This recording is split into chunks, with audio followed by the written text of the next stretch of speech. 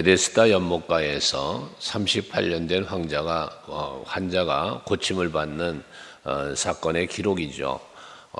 여기 기록에서 볼 수 있는 것은 우선 베데스다라고 하는 연못이 있다고 했는데, 이 베데스다라고 하는 의미는 자비의 집이다, 이런 뜻을 갖고 있습니다.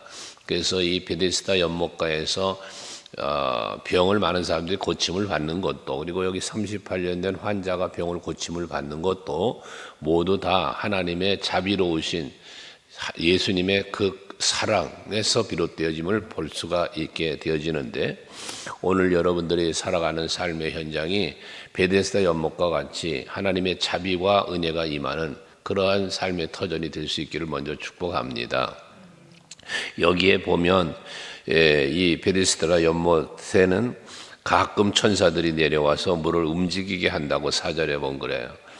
천사들이 내려와서 물을 움직이는데, 그때 어떤 병자든지 먼저 들어가는 사람은 병이 나았다는 거죠. 이러한 일이 벌어지니까 어떻게 하겠어요?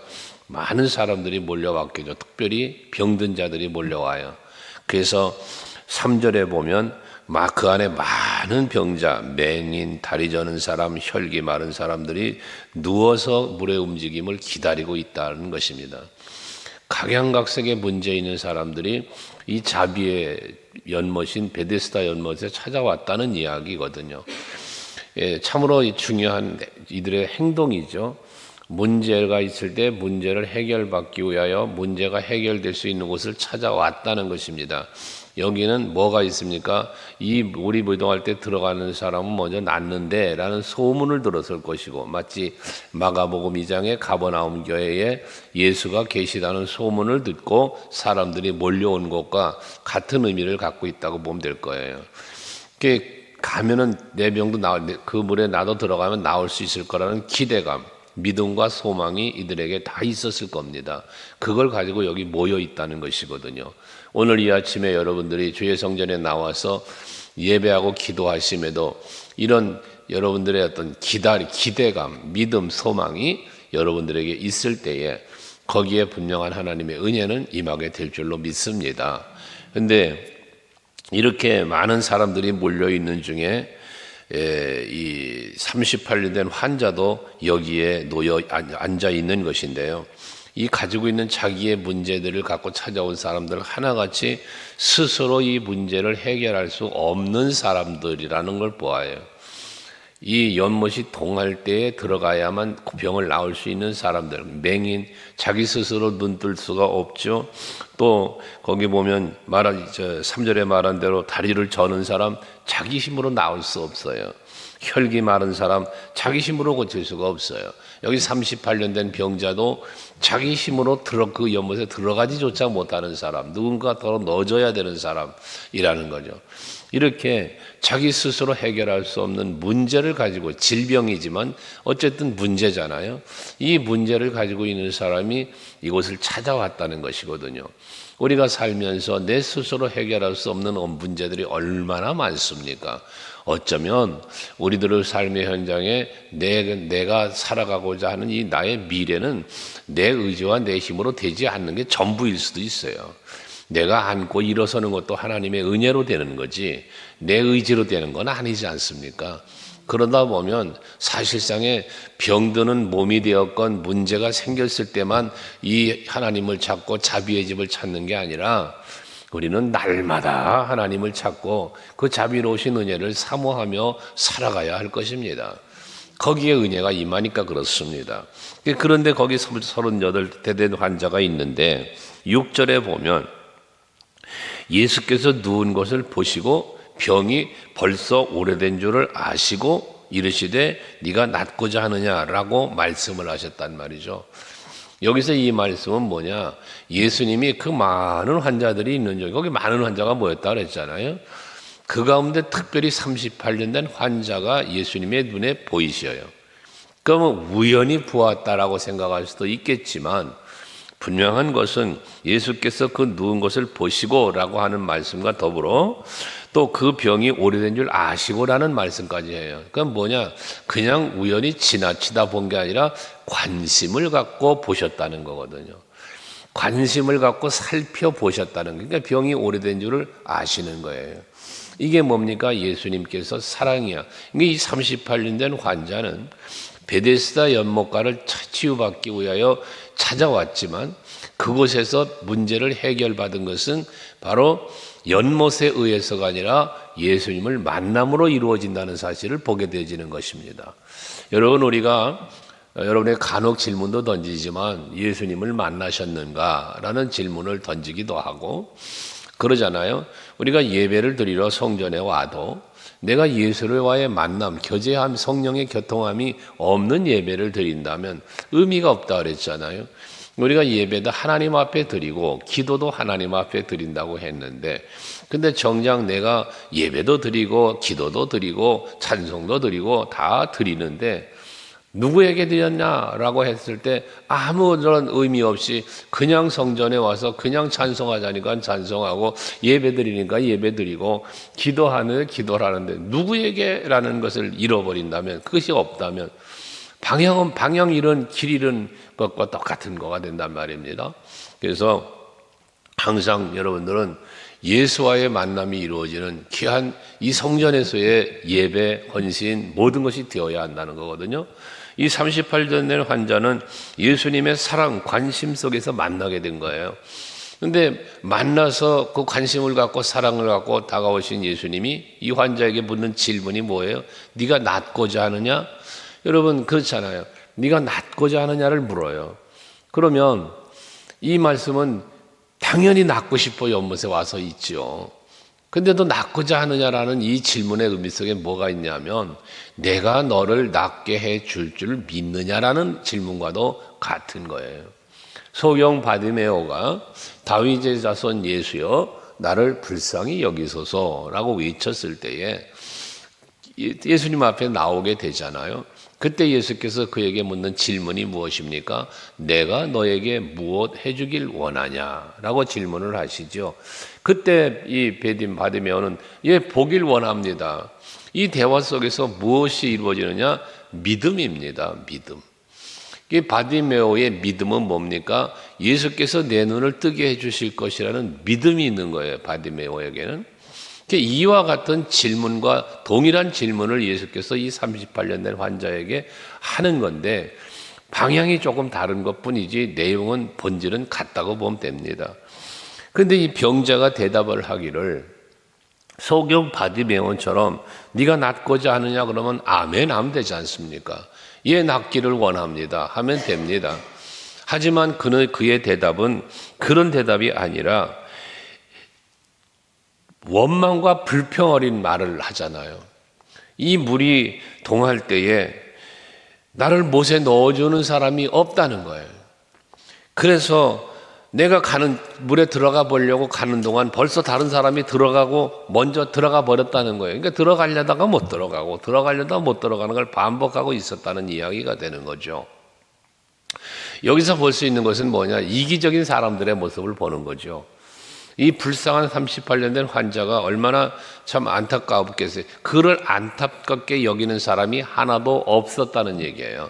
나를 물에 던져줄 사람이 없었다는 이야기는 그에게 관심 가져주는 사람이 없었다는 거죠. 모두 다 자기 문제만을 가지고 연못을 찾아왔고 자기 문제만 가지고 물에 들어가고 던져지고 그랬다는 이야기 아니겠습니까?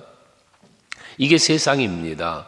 이 세상에 많은 사람들이 자기 중심으로 살아갑니다. 오죽하면 집단 이기주의라는 말까지 나와서 특별한 집단이 자기들의 이익을 위하여 이 싸우고 분쟁하는 것들을 보잖아요. 개인적으로도 마찬가지. 다 무엇 때문에 비롯됩니까? 이기주의입니다. 내가 중심이 되기 때문에 그런 것입니다. 그런데 예수님은 지금 무엇입니까? 그런 모든 사람들과는 다르게 아무도 관심 가져주지 않는 이 병자에게 예수님은 관심을 가져주고 있다는 거예요. 그와 대화를 지금 나누고 있다는 거예요. 그를 고쳐주시려고 하고 있다는 겁니다.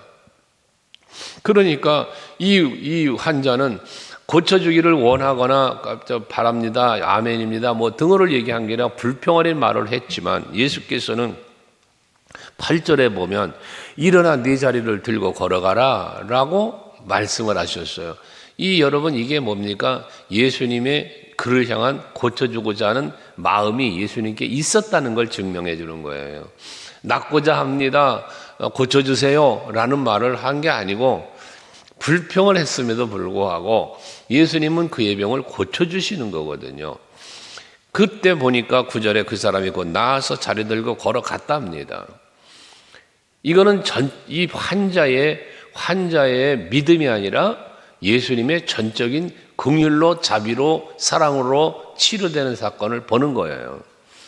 이러한 은혜를 우리는 날마다 사실 잊고 살거든요. 우리는 때로는 하나님의 은혜 앞에 감사하고 믿음으로 소망으로 살아야 됨에도 그렇게 살지 못하고 오히려 원망과 불평만 쏟아내며 살 때도 있단 말이죠. 그런데도 불구하고 하나님은 우리를 사랑하시기 때문에 그러한 날 위하여 십자가에 죽으시기까지 했고, 그리고 일상의 삶의 현장에서도 항상 내가 필요한 나날의 삶 속에서 은혜를 베풀어주고 계신다는 거예요. 이 얼마나 우리는 감사합니까? 근데 핵심적인 요소가 무엇이냐면, 이 사람이 자리를 들고 걸어갔는데 유대인들이 당일날이 안식일이니까 안식일에 네가 자리를 들고 걸어가는 것이 옳지 않다라고 이에게 말했다는 거예요. 이들의 생각은 뭐냐면 유대인의 율법에는 안식일에는 장거리 이동도 안 돼요. 뭔가 할 수 있는 게 제한이 되어 있어요. 근데 이 사람이 자기 상을 들고 걸어가니까 안식일인데 집에 가려고 걸어가는 거 아니겠습니까? 먼 거리 가야 될 거 아니겠어요? 이거를 말하는 거예요, 유대인이. 율법주의자들의 생각인 거죠.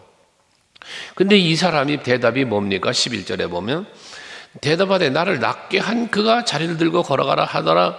누군지 모른다는 거예요. 내가 나를 낫게 한 사람이 누군지 난 몰라. 그런데 그 사람이 나보고 자리 들고 걸어가라고 합디다. 그러니까 나는 걸어간다는 거예요. 근데 거기 뭐라 그래? 나를 낫게 한 자라는 말을 해요. 그러니까 이 30벌림 된 환자는 자기의 의지나 믿음과 상관없이 병이 나았다는 이야기거든. 낫게 한 자. 즉 예수님이 그를 낫게 해준 거거든요. 그런데 병이 나았는데 문제는 해결되는데 누가 해줬는지를 모르네요. 이게 이제 이 사람의 문제가 되는 거예요. 오늘날 여러분도 마찬가지입니다. 내가 살아가는 삶 속에 되어지는 일들이 있는데 이 되어지는 일들 하나하나가 하나님이 해주셨는데 예수께서 해주셨는데도 그것이 하나님이 해주시고 예수가 해주신 사실을 모르고 있다는 거예요. 그게 우연히 오죽하면 믿음으로 산다는 사람조차 운이 좋았다 했었고, 여러분 이건 결코 아닌 것이죠. 누가 했어요? 하나님이 하셨습니다. 하나님이 도우셔 주셨습니다. 다윗처럼 하나님이 그러니까 내 편이시고 하나님은 나의 도움이십니다. 언제나 하나님은 나의 힘이 되십니다. 이와 같은 고백을 날마다 여러분 입술에 해야 됩니다. 그렇잖아요. 이 아침에도 여러분 잠에서 건강하게 일어난 것, 어젯밤에 단잠을 잤기 때문에 일어났습니까? 그럼 단잠 주시니가 누군데요? 하나님이시잖아요. 이게 매사의 모든 일이 하나님이 주시는 은혜 속에 내가 살고 있음을 깨닫는 여러분들이 되셔야 합니다. 근데 이 사람은 내 병이 나았음에도 불구하고 왜 그 사람이 누군지를 몰랐습니까? 여기 보면 고침을 받은 사람이 그가 누구인지 알지 못하니 이는 거기 사람이 많음으로 예수께서 이미 피하셨습니다 라고 말을 해요. 그런데 아무리 사람이 많아도 나와 지금 대화한 사람, 그냥 네 상을 들고 걸어가라고 낫고자 하느냐, 네 상 들고 걸어가라, 이거 얼마나 긍정이고 소망의 이야기를 지금 주고받았습니까? 근데 관심이 없었다는 거예요. 지금 찾아오신 예수님께 관심이 없었습니다. 믿음이 없으니, 소망도 없으니 관심도 없는 거죠. 그런데도 불구하고 예수님은 그 병을 고쳐주시고 간 거예요. 여러분, 기도하러 왔는데 예수를 모르고, 기도하러 왔는데 하나님을 의식하지 않고, 여러분 이런 의미로 받아들이면 되는 거예요.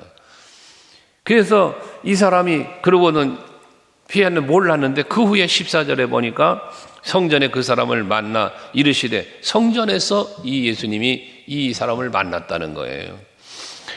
이 사람이 병이 고침 받은 뒤에 성전을 찾아갔다는 이야기 아니겠어요?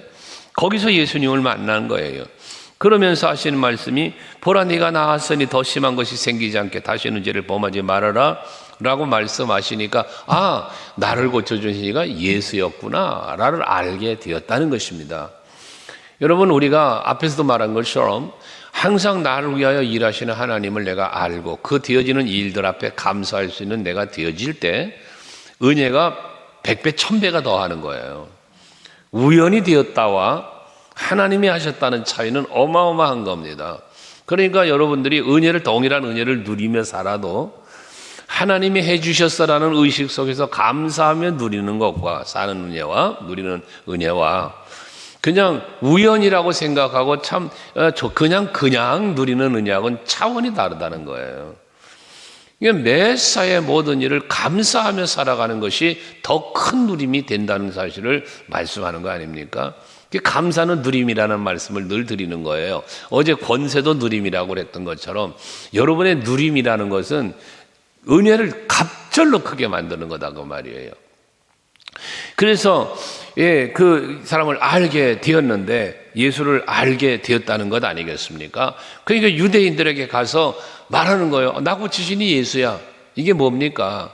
예수를 전하는 자가 됐다는 거예요. 이제는 예수님은 내 병을 고치신 분이야. 이분은 이런 능력이 있는 분이구나 라는 사실을 전했다는 거예요. 오늘날로 말하면 복음 전도자가 됐다는 거거든요.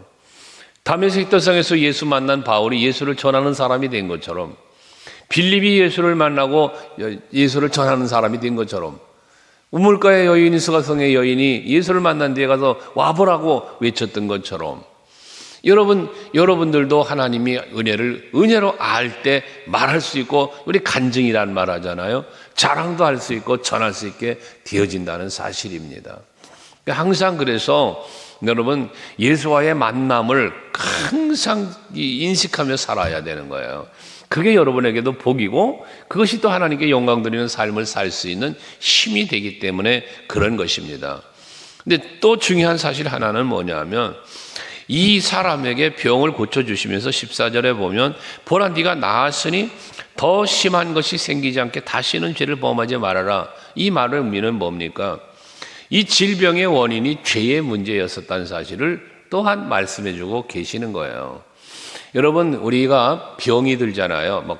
요즘에 감기 유행인데 감기가 걸린다, 병이 걸린다 라는 병에 걸리는 것도 참 고통이죠. 그것도 안 좋지만 더 무서운 병이 무슨 병이냐? 죄의 병드는 몸이에요. 죄의 병드는 영혼. 이 영적인 병이라고도 우리가 말하는 거잖아요. 이 영의 병이잖아요. 죄를 범하는 병. 이 병에 대해서는 의식이 없다는 거예요. 기침만 콜록거려도 아이고 감기 걸렸구나, 감기약 찾고 따뜻한 옷을 주워 입고 이러려잖아요. 감기 안 걸려고 예방주사까지 맞아가며. 그렇지 않습니까? 그런데 죄에 대해서는 무감각하다고 말이에요. 내가 죄로 인하여 내 영이 병들고 죄의 유혹으로 인하여 내가 하나님 앞에 부끄러운 생각, 말, 삶을 사는데 이 사실 앞에 우리는 아무런 무감각 속에서 그저 그냥 죄악 가운데 빠져 사는 경우들이 많더라는 것이죠. 우리는 깨달아야 합니다. 하나님 앞에 죄는 결과적인 것은 내가 영적으로 지금 병들어가고 있다는 사실을, 이 영적인 무지 속에서 죄의 문제를 너무 무시해버리고 하나님 앞에 살아간다면 옳지 않다는 것입니다. 요셉처럼 늘 하나님 앞에서 이 관함되의 신앙으로 범죄하지 않으려고 몸부림쳤던 그런 아름다운 신앙, 영적인 감각, 이것이 오늘 예배하는 여러분들에게 있기를 원합니다. 그래서 이렇게 죄 문제를 터치하시면서 해결해 주신 예수를 이제 가서 전할 때에 16절에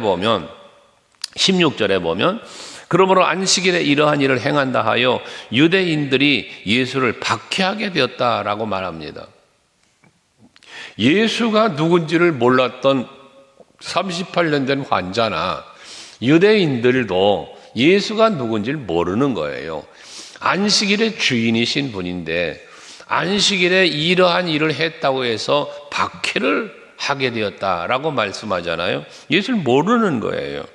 그 17절에 예수께서 그런 저들을 보면서 아버지께서 일하시니 나도 일한다라고 말씀을 하자, 하나님을 자기의 아버지라고 말하는 예수님을 보면서 이들은 뭐 합니까? 예수님을 죽이고자 했다고 합니다.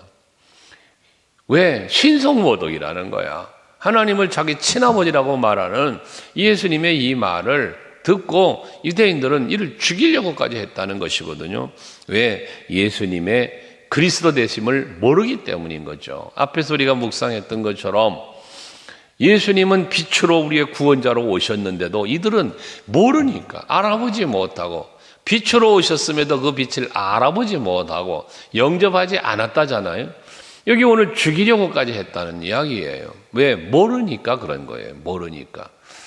여러분, 우리가 예수를 믿고 있어요. 하나님 나라를 믿고 있어요. 그런데 믿는다고 말은 하면서도 얼마나 아느냐는 거예요. 여러분이 얼마나 예수를 아느냐. 제가 그래서 간혹 그런 말씀 드렸죠. 나에게 하나님은 어떤 분이신가? 내가 믿는 예수님은 과연 내가 얼마나 그분에 대해 알고 있는가라는 거죠. 믿노라고 말을 하는데 얼마나 알고 있느냐는 거예요. 여러분, 아는 만큼 믿는 거예요. 알지 못하는 걸 믿을 수가 없어요.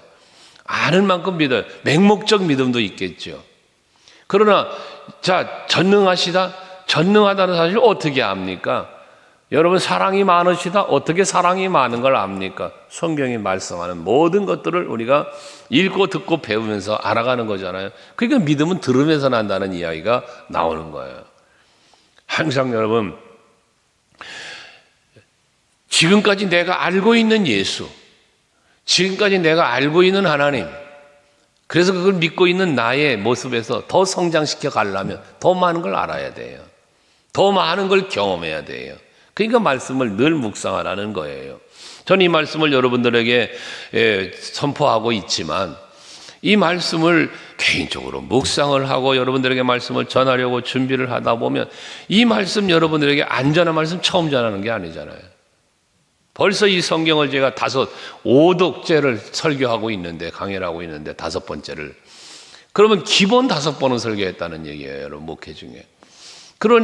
그런데도 불구하고 말씀을 묵상하고 선포하려고 준비하다 보면 또 새로운 게 깨달아지고 또 새로운 게 보이기도 하고 느껴지고 내가 더 하나님을 더 의지하게 되고 찾게 되는, 개인적으로 그렇다고 말이에요. 여러분들도 그런 모습으로 예수를 더 많이 알기 위해 힘쓰고 더 의지하고 찾기 위해서 힘쓰는 여러분들이 되셔서 오늘 이 38년 된 환자가 예수님의 그 크신 사랑을 힘입고 치료받은 것처럼 여러분들이 가지고 있는 다양한 문제들이 하나님의 은혜와 사랑으로 해결받고 또 그로 인하여 누릴 수 있는 많은 누림이 여러분에게 풍성히 넘치시기를 주의 이름으로 축복합니다. 기도하시겠습니다.